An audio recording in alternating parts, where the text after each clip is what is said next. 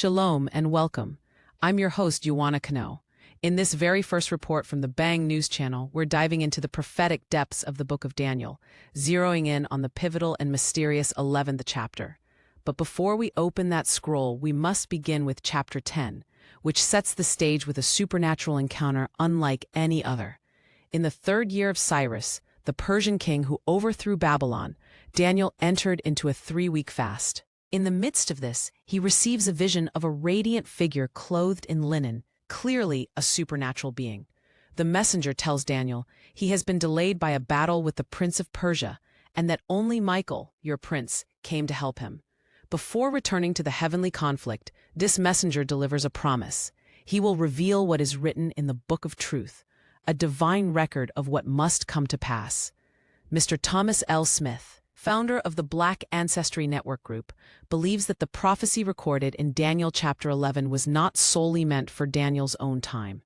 While many biblical scholars claim the prophecy was fulfilled in ancient history, Mr. Smith presents a compelling alternative, that the vision has a dual meaning, stretching into our modern age. To explore this further, we turn now to Agent Smith, the digital avatar for the Black Ancestry Network Group.com.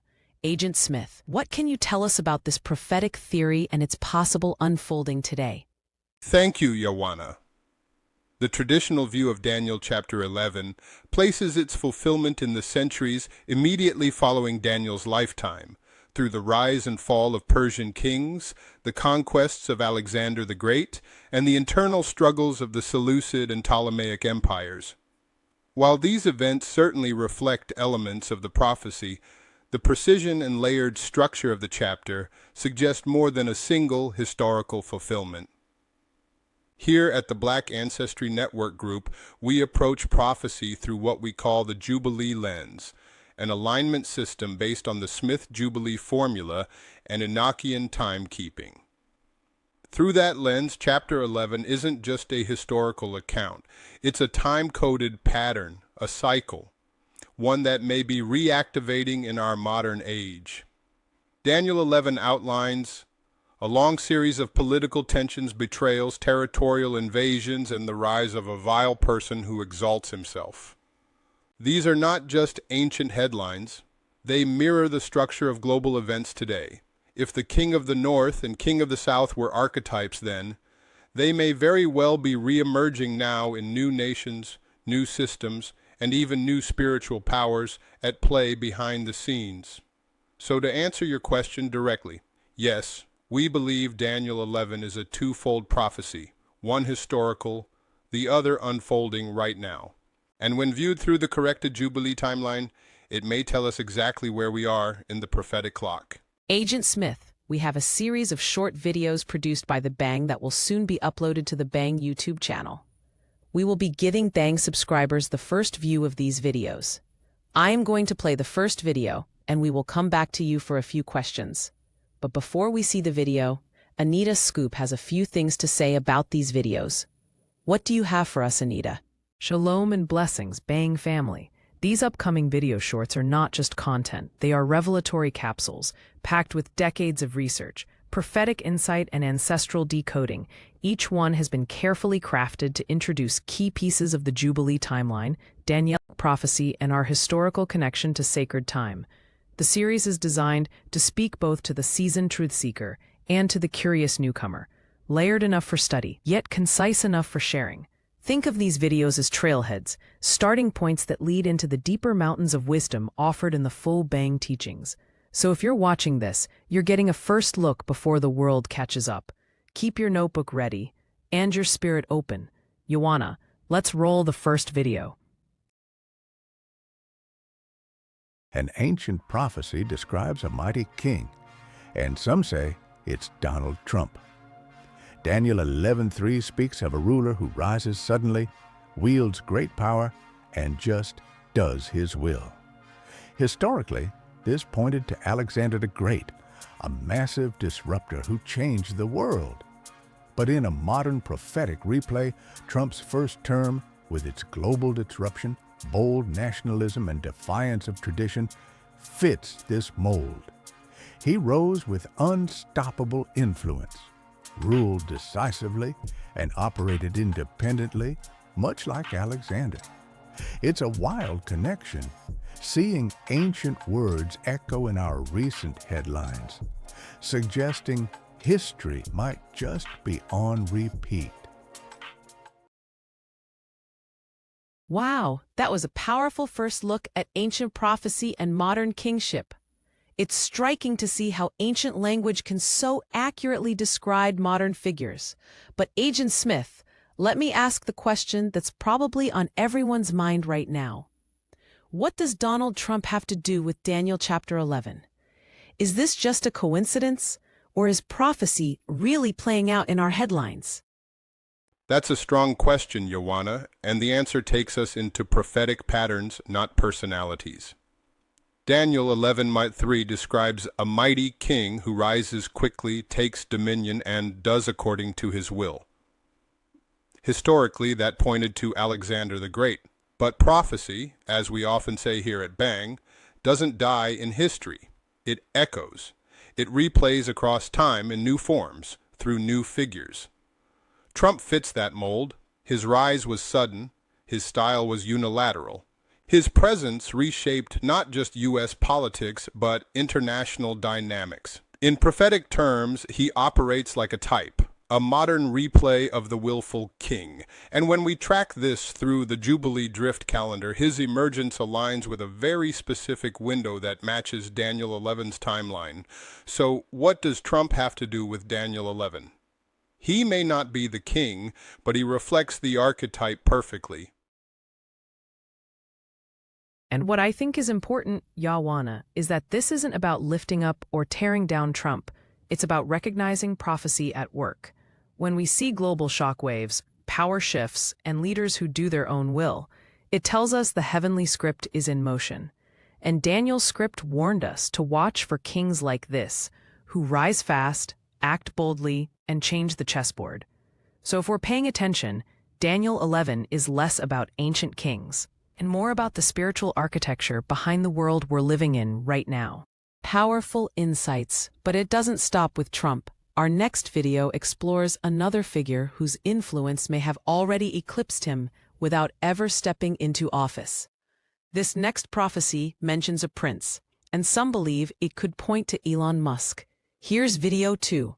Prophecy of Power, Trump and Musk. Let's roll it, and we'll be back in a moment with more. This ancient prophecy basically predicted Trump, then Elon Musk totally eclipsing him. It says the king of the South, that's Trump, would be strong, but a prince, Musk, would rise above him with a massive global dominion. Think X, SpaceX, and Tesla. Then it gets crazier. A king's daughter of the South, like a big female political figure, tries to make a deal with the king of the North. But the prophecy says this whole alliance just collapses, weakening everyone involved and taking her supporters down too. Seriously, what are the odds?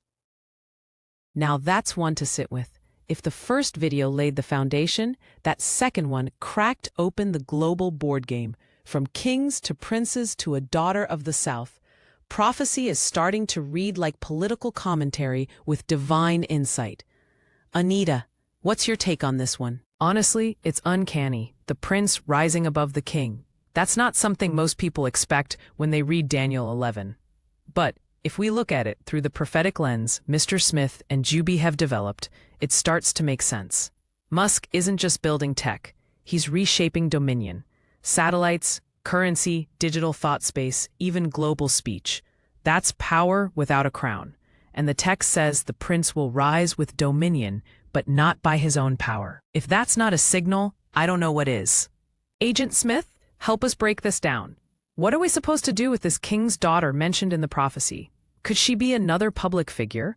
Or are we looking at a broader movement being symbolized? That's a powerful prophetic angle, and you're absolutely right to bring it up. In the context of Daniel 11, the king's daughter of the South enters into an alliance with the king of the North. And while some try to anchor this only in ancient empires, we at Bang believe these figures also reappear in modern geopolitical alignments. In 2016, Hillary Clinton, arguably a symbolic Queen of the South figure, entered into a highly visible political alliance with President Barack Obama, who at the time held the most powerful seat in the Northern Hemisphere. In prophetic terms, Obama fits the role of a king of the North during his presidency. Their alliance was strategic, clear, and well documented. According to a CNN report from July 2016, Obama publicly endorsed Clinton and campaigned for her as his successor, urging America to continue what he called the journey through her leadership. But here's the prophetic twist. Daniel 11 tells us the alliance fails. And in the end, that's what happened. Despite the backing of the sitting president, Clinton lost the election, an event that shocked the political world. The alliance did not hold. The Queen of the South was not established, and both camps, hers and Obama's legacy, took a political blow. This pattern matches the prophecy almost word for word, and it's another reason why the Bang Initiative exists. To show that these stories weren't just written for ancient Babylon or Persia, they were timed for now. And the more we align our prophetic understanding with our current events, the less we're caught off guard when the scroll starts to unroll. We've covered a lot tonight: Trump, Musk, prophetic echoes, and collapsing alliances. But to help us close this out, we're bringing in someone whose specialty is connecting prophetic transitions to modern timelines. Please welcome Paige Turner. Thank you, Ioana. If we're reading the script correctly, Hillary Clinton's alliance with President Obama, King of the North at that time, was not only political. It was prophetic. The intent was clear: transfer power through endorsement, preserve the Northern Dominion. But when that alliance collapsed in 2016, kingship transferred, legally and prophetically. The mantle fell, unexpectedly, onto Donald Trump. He then became the new king of the North, stepping into a role Hillary was never meant to occupy. And here's where it gets interesting. Does Trump stay in that northern seat? Or has something shifted since then? Has Trump now become the king of the South? If so, who's rising in the North now? That's a question for the next report. Now that is a lot to consider. Paige Turner, thank you. And thank you all for watching this first installment of the Bang Report.